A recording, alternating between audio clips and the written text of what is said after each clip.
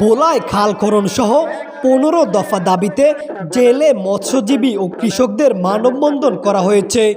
মৎস্যজীবী জেলেদের নৌকার নিরাপত্তা ও কৃষিপণ্য পরিবহন নিশ্চিন্তে উঠানোর দাবিতে মানববন্ধন ও সমাবেশের আয়োজন করা হয়েছে। বৃহস্পতিবার সকাল ১১টার দিকে বাংলাদেশ কৃষক ঐক্য ফাউন্ডেশনের আয়োজনে ভোলা সদর উপজেলার ইলিশা ফেরিঘাট সংলগ্ন এলাকায় ঘণ্টাব্যাপী এই মানববন্ধন কর্মসূচি পালন করা হয়।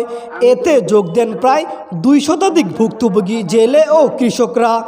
খালটি খনন না করায় বছরের পর বছর ধরে ইলিশা রাজাপুর ইউনিয়নের জেলেরা নিষেধাজ্ঞা ও ঝড়ের মধ্যে তাদের নৌকা নিরাপদ স্থানে রাখতে পারছেন না তারা, যার কারণে নানাভাবে ক্ষতিগ্রস্ত হচ্ছে তারা।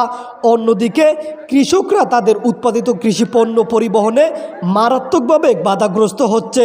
আর তাই অতি দ্রুত খাল খননের জন্য প্রধানমন্ত্রীর হস্তক্ষেপ কামনা করেছেন সবাই। মানববন্ধনে বক্তব্য রাখেন কৃষক ঐক্য পরিষদের কেন্দ্রীয় সভাপতি শাহাবুদ্দিন ফরাজি, জেলা সাধারণ সম্পাদক আল মামুন শেখ, বাংলাদেশ ক্ষুদ্র মৎস্যজীবী সমিতির ভোলা জেলার সভাপতি মোহাম্মদ এরশাদ সহ আরও অনেকেই। এরপর দুপুরে ১৫ দফা দাবি আদায়ের লক্ষ্যে জেলা প্রশাসক ডাক্তার শামীম রহমানের হাতে স্মারকলিপি প্রদান করেন কৃষক ও জেলেদের নেতৃবৃন্দরা।